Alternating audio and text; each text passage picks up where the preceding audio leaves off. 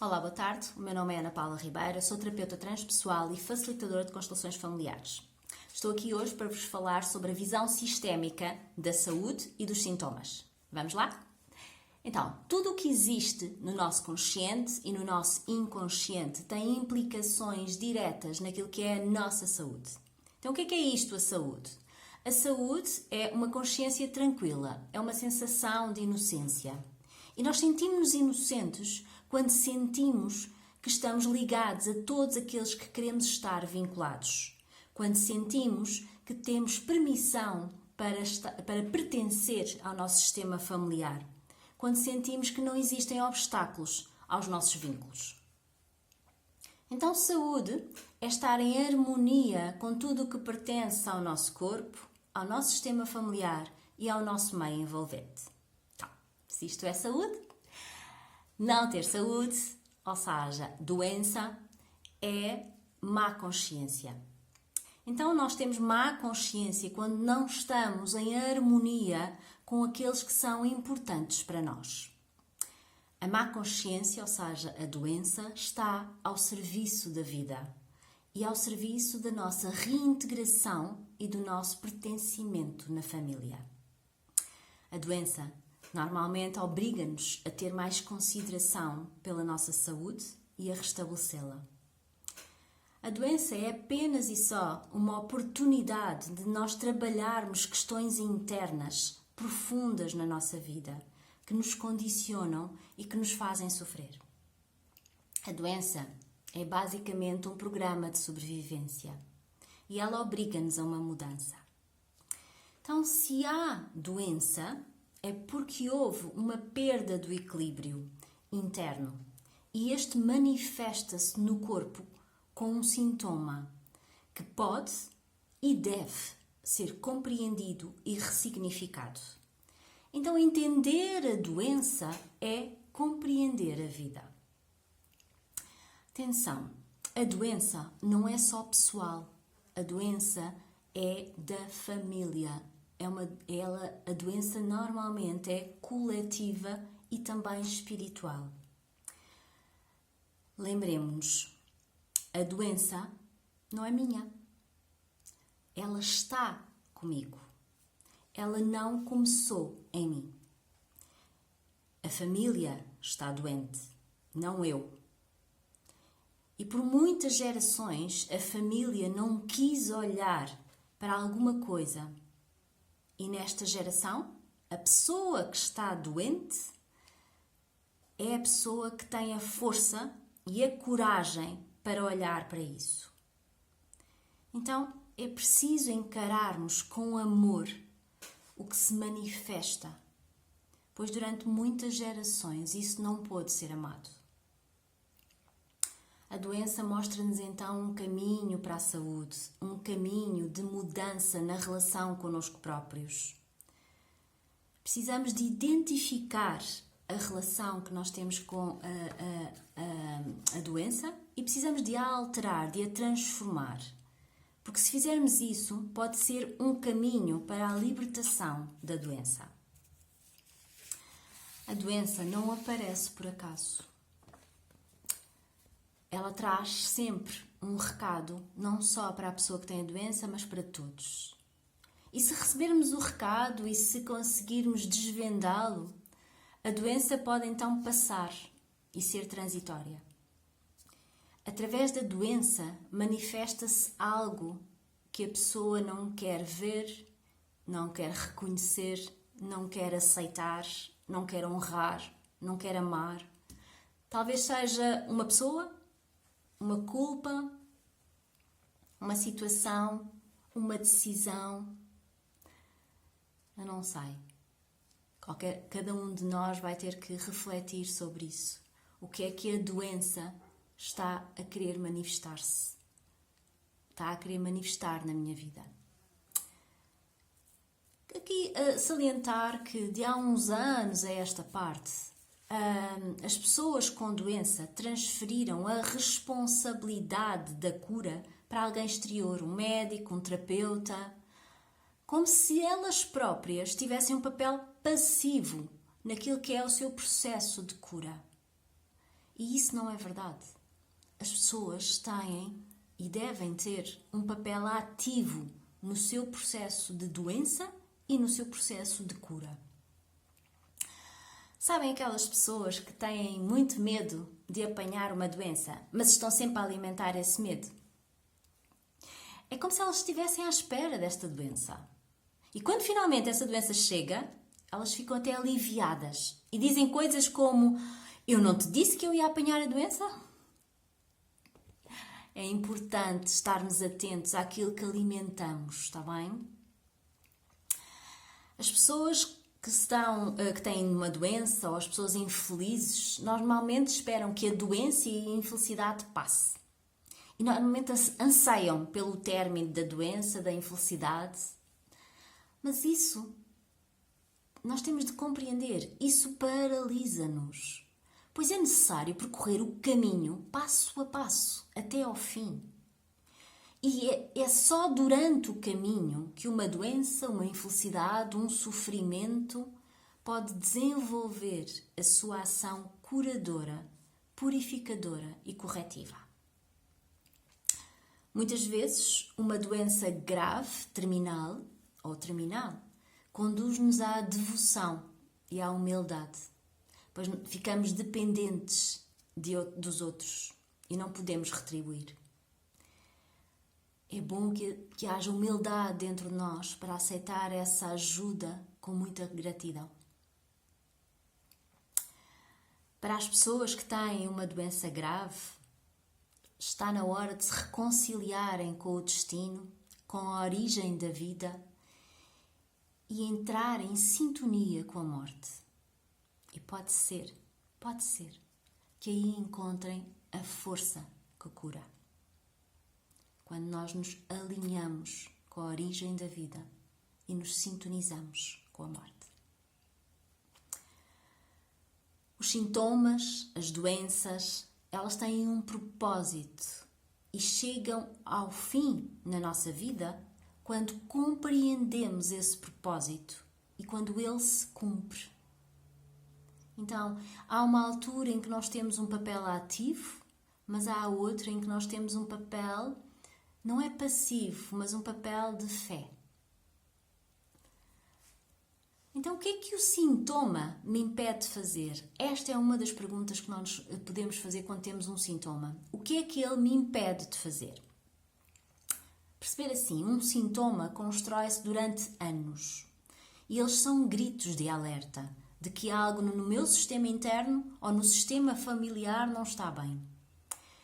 Então, se o sintoma é, por exemplo, uma dor na perna, eu posso me perguntar: para onde me quero afastar?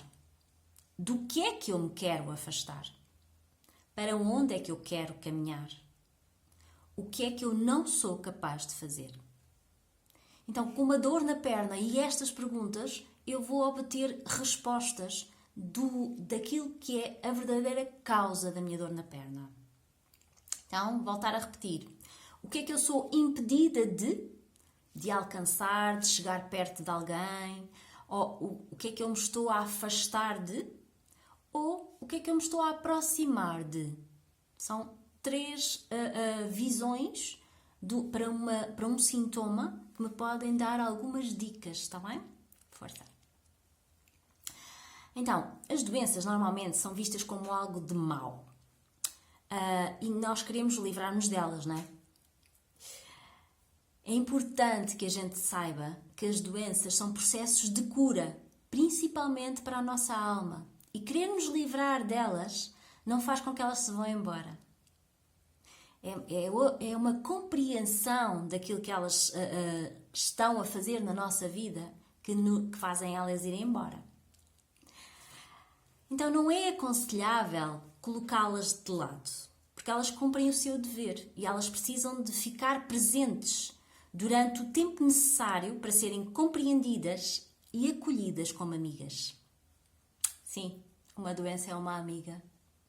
É uma amiga que nos vem pedir: por favor, olha para ti.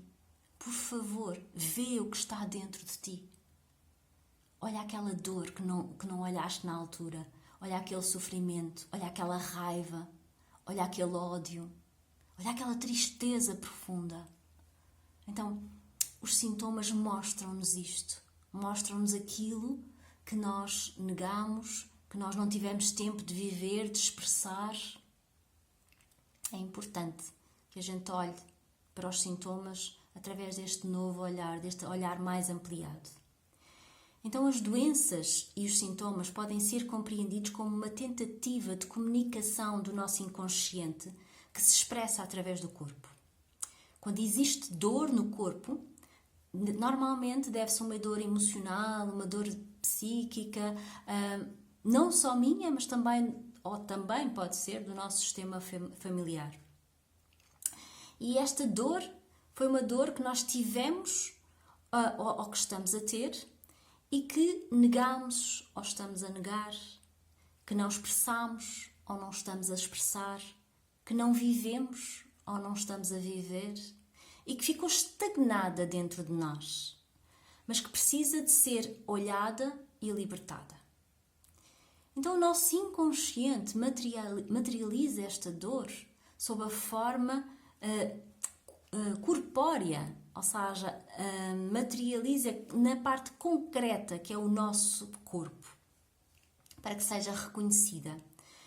E mostra-nos que o nosso corpo é sensível às experiências, às condições transgeracionais, às condições afetivas, emocionais, ambientais.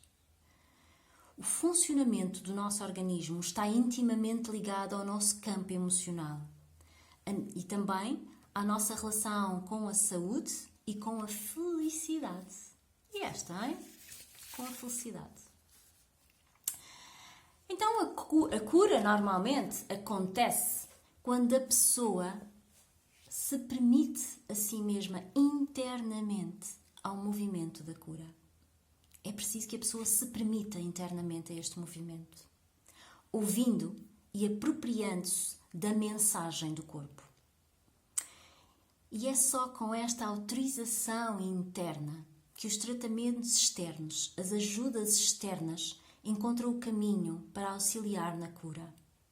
Muitas vezes nós ouvimos pessoas a dizer: os médicos não me conseguem ajudar, os terapeutas não me conseguem ajudar, a medicação já não faz nada. Respirem e vejam se estão-se a permitir internamente esse movimento de cura. Para trabalhar a doença é preciso ter 3 clarezas, ou seja, eu preciso de fazer 3 perguntas a mim própria quando eu tenho uma doença. A primeira é: qual é a verdadeira causa da doença?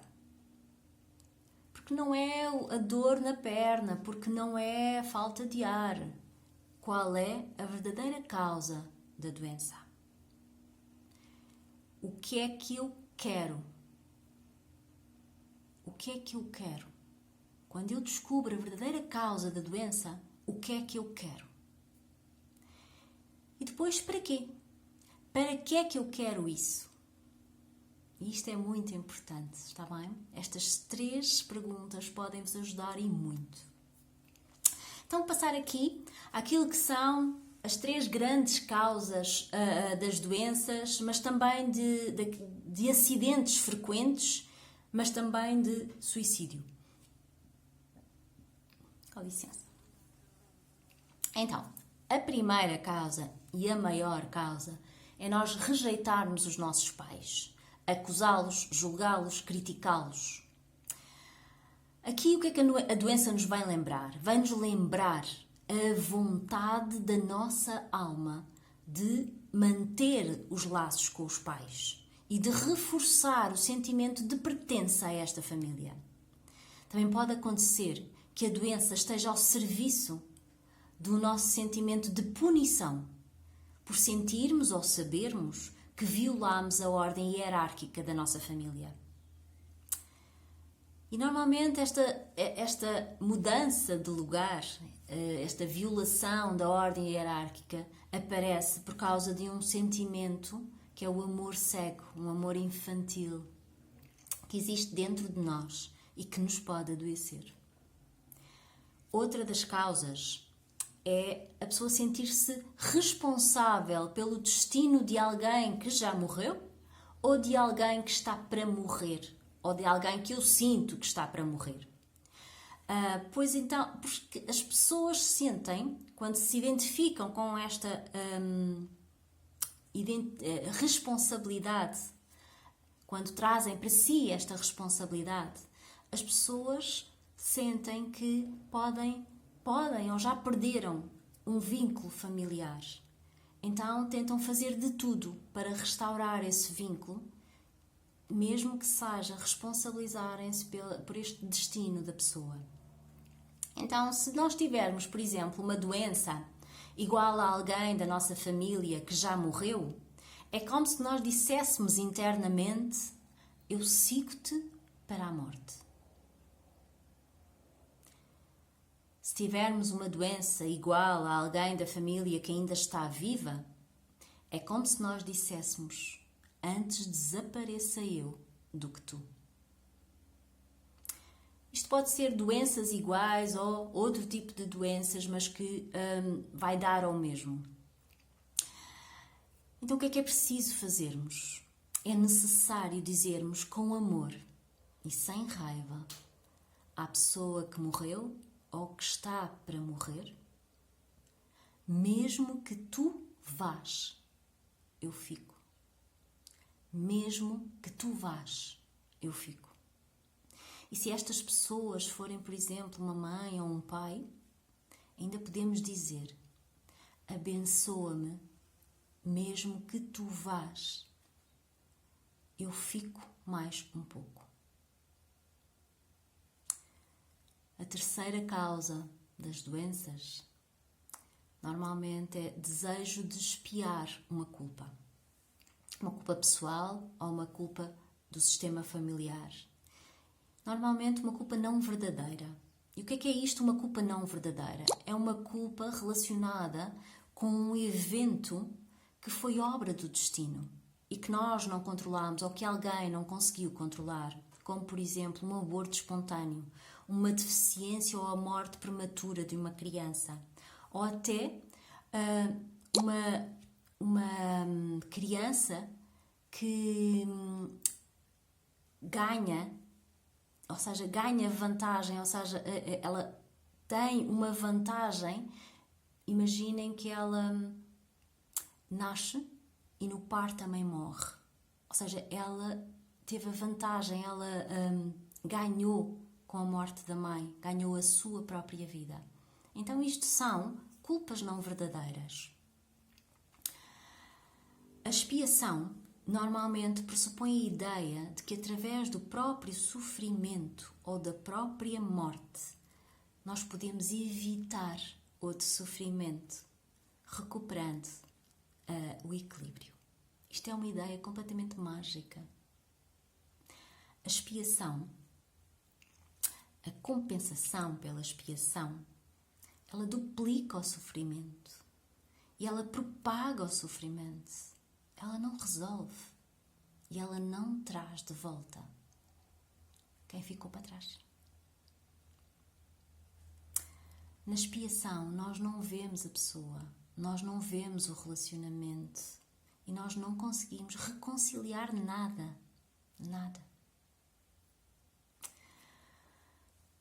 Também existem as culpas verdadeiras, como por exemplo um aborto provocado ou a entrega de um filho. Então, o que é que resolve estas situações? Se não é a expiação através da culpa, o que é que resolve? O que resolve é ver a situação, é assumir as responsabilidades e é fazer algo de bom a posteriori. E é dar um lugar no nosso coração à pessoa que foi lesada. Podem existir também padrões de lealdade na saúde e no prazer. Então, aqui umas perguntas, que vocês sabem que eu gosto de vos deixar algumas perguntas para vocês refletirem. Qual é a relação que cada um de nós tem com a doença? Sente-se digno, merecedor de ter saúde? Sente-se digno, merecedor do prazer que a vida lhe dá? A quem está a ser leal se não traz prazer para a sua vida? A quem está a ser leal se não traz saúde para a sua vida? Só algumas perguntas, não é? Então, aqui dar-vos uma indicação de as vantagens. Quais são as vantagens de eu olhar para a doença, para o sintoma, com uma visão sistémica? Uma das vantagens é trazer consciência para que a pessoa perceba que ela é corresponsável tanto no processo da doença como no processo da cura. Isto é muito importante termos esta consciência. É também ativar a percepção de que a doença está ao serviço da saúde. Ampliar o olhar é também lidar melhor e de uma forma mais leve com os tratamentos que precisamos de fazer. É ampliar a percepção e a consciência, identificando e compreendendo os vínculos, as lealdades inconscientes naquelas que estávamos emaranhados e que se manifestam através da doença que temos. E ao fazermos isso, nós podemos desvincular-nos destas identificações, destas lealdades, e podemos ser integrados na família, e podemos integrar na família tudo aquilo que estava separado e olhar para algo que precisava de amor com amor. Também ajuda a evitar que o mesmo sintoma e a mesma doença volte a manifestar-se na pessoa. Então, este olhar alargado, este olhar sistémico, está também ao serviço da vida. Queria falar-vos agora aqui daquilo que é a alma e o eu. Então, todos nós temos uma alma e todos nós temos um eu, uma personalidade. E muitas vezes o desejo da alma não é igual, mas muitas vezes o desejo da alma não é o desejo do eu. Às vezes a alma quer ficar doente, mesmo que o eu não queira. Para a alma, nem a saúde, nem a vida são o bem maior. Ela está ligada a algo mais profundo e tem a missão de trazer algo à luz. O eu, muitas vezes, opõe-se com arrogância à alma, opõe-se ao corpo, opõe-se à família, opõe-se a algo superior. Se o eu soubesse que se submetesse a tudo isto, ficava na posição de encontrar a cura, se o eu se submetesse humildemente a tudo isto, a cura estaria mais perto. Tudo tende para o equilíbrio entre o dar e o receber.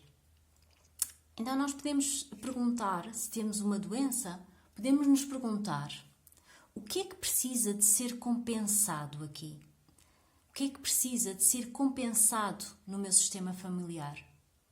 E o que é que esta doença compensa para mim? O que é que ela está a substituir? Vamos pensando, vamos analisando isto dentro de nós. Agora vou falar das doenças propriamente ditas. Existem as doenças físicas e as doenças mentais. As doenças físicas graves normalmente têm origem na linhagem da mãe. E as doenças mentais graves normalmente têm origem na linhagem paterna. Isto explica-se porque a relação que nós temos com a mãe é muito mais física, desde o útero da mãe, e a relação que temos com o pai é muito mais mental. Então, queria também falar-vos que às vezes as doenças atingem determinados órgãos do nosso corpo. Convido-vos a olhar para o órgão que está atingido pela doença e perceber a função do órgão, porque cada órgão tem uma função. Se eu conseguir perceber a função do órgão, eu vou perceber aquilo que eu estou impedida de fazer, de ter. Então, eu posso receber aqui algumas dicas que me ajudam no meu processo de cura. Então, fica a dica, está bem? falar aqui de algumas doenças e da forma como podemos olhar para elas de forma diferente. Então, as doenças cardiovasculares é como se fossem igual ao stress. Elas são uma reação exagerada do sistema nervoso. O coração é muitas vezes representado, ou é muitas vezes o órgão que representa o amor. O coração tem memórias e tem consciência própria. E muitas vezes até é mais rápido que o nosso cérebro. E estas consciências, estas memórias, às vezes estão na origem das doenças. Por exemplo, dentro das doenças cardiovasculares, imaginem a arritmia cardíaca. É fruto de uma pressão interna. Então podemos nos perguntar, como é que eu me estou a pressionar ou a sentir pressionado? A arritmia pode também estar ligada à minha dificuldade de dizer não. A ansiedade, por exemplo, a ansiedade vem normalmente, atenção que isto é regra geral, mas toda a regra tem exceção. Então, vem normalmente das emoções virtuais e estão ligadas ao pai, à ansiedade. A depressão. A depressão vem quando nós expulsamos um dos nossos pais do nosso coração ou até ambos. Então, a depressão é um sentimento de vazio. Falta-me o pai, ou falta-me a mãe, ou falta-me ambos. É isto que é a depressão. O cancro. Existem cancros de vários órgãos e para cada órgão cada órgão afetado existe um significado, existe uma dinâmica e às vezes o mesmo órgão pode ter dinâmicas diferentes. Dar-vos aqui o exemplo, por exemplo, do cancro da mama. O cancro da mama pode estar por detrás a dinâmica da pessoa estar a recusar receber. Uma pessoa que está sempre a dar e que recusa receber.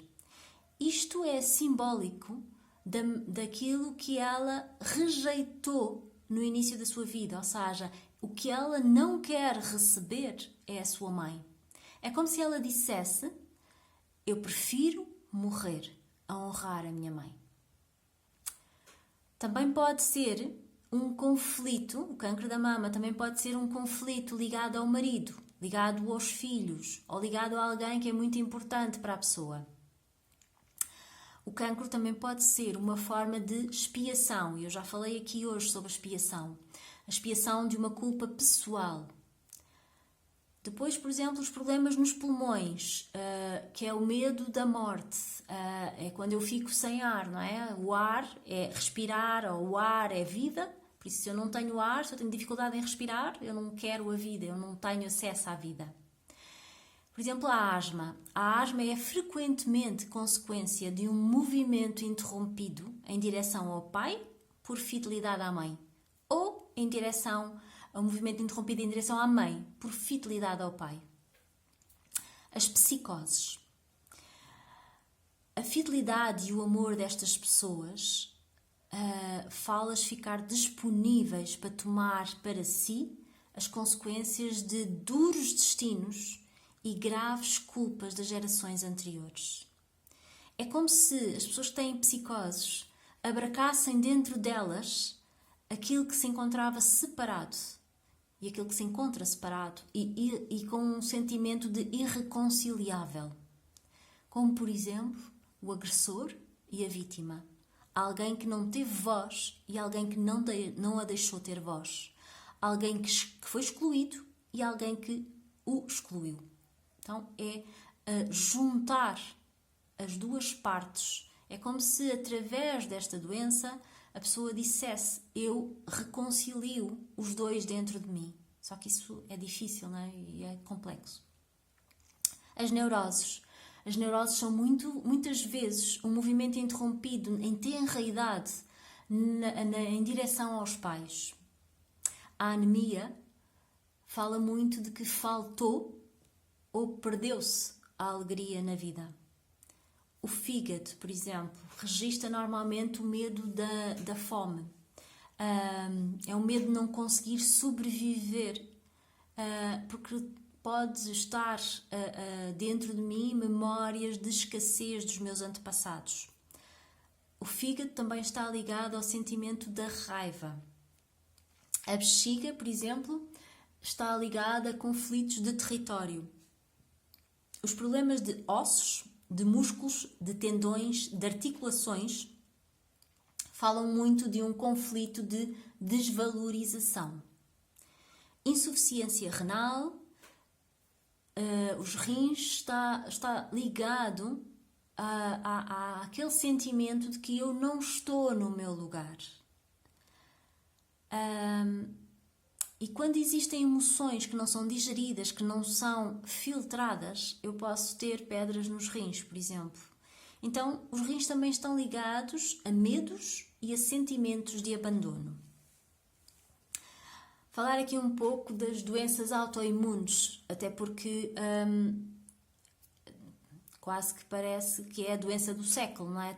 Toda a gente tem, ou que aparece com doenças autoimunes. Então, se calhar, se a gente compreender melhor a doença autoimune, sobre este ponto de vista, pode ser mais fácil de compreendermos a nossa própria doença autoimune e ressignificar, amar o que há para amar e libertar. Então, a doença autoimune é como se eu dissesse: eu crio anticorpos contra mim própria, contra alguma coisa em mim. É como se houvesse um problema de identidade. É um desejo pela morte. Eu mato-me aos poucos. Então o corpo está a defender-se dele próprio. Ele está a ir contra ele próprio. Então há aqui por detrás uma dinâmica de autorrejeição. Os diabetes, por exemplo, podem estar ligados a conflitos de dinheiro na família ou a sentimentos de não ser reconhecido pelo que fazemos ou pelo que damos. Também são sentimentos em que nos sentimos lesados ou sugados. Por exemplo, os diabetes tipo 1. Os diabetes tipo 1 falam algo do género. A pessoa diz algo do género interiormente: eu não sei quem sou. E isto muitas vezes está associado a uma relação simbiótica com um dos pais, normalmente a mãe, mas com um dos pais. Uma relação que é muito sufocante. Então, o que é que os diabetes vão permitir? Vão permitir criar uma distância, vão permitir uma diferenciação, ou seja, eu não posso comer o mesmo que tu, eu não posso ter a mesma vida que tu.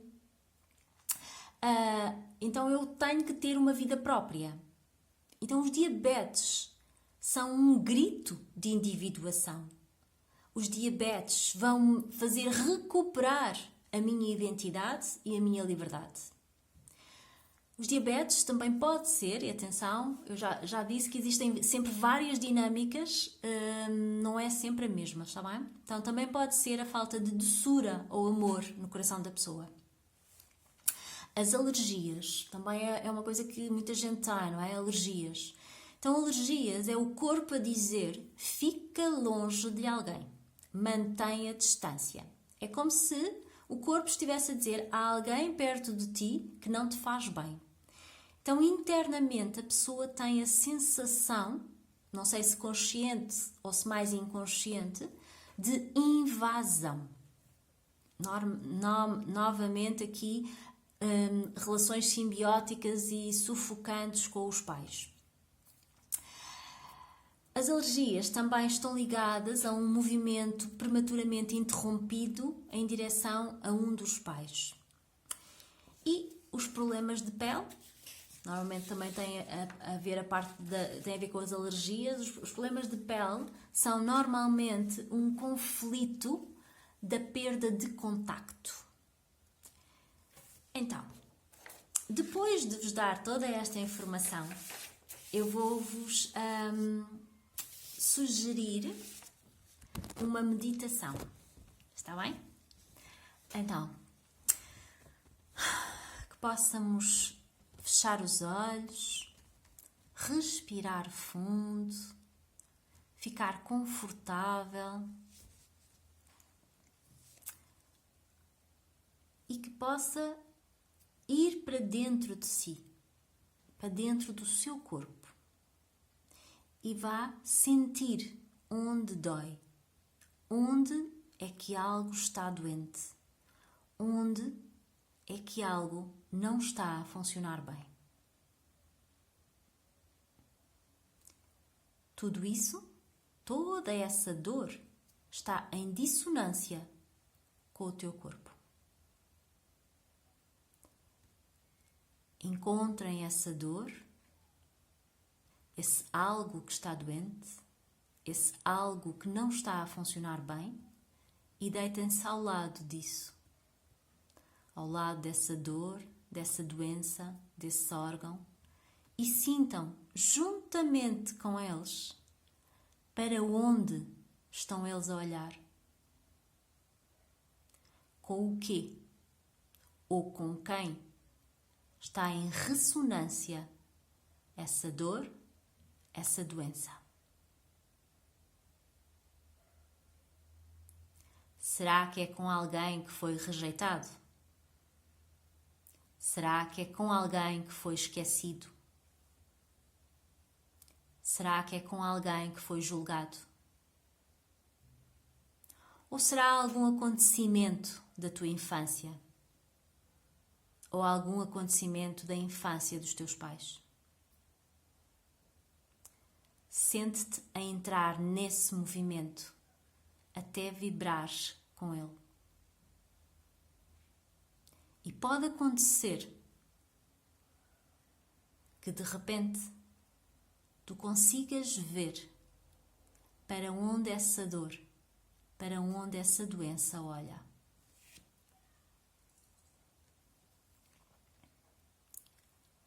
Se for para uma pessoa, olha para essa pessoa como um de vós e diz internamente a ela, junto com a doença, junto com a dor, diz-lhe: agora eu vejo-te. Eu sou como tu. Tu és igual a mim. Agora eu dou-te um lugar na minha alma e na nossa família. Agora estás conosco novamente. És um de nós. E respirem fundo. E sintam o que é que mudou no vosso corpo, na vossa alma, no vosso amor.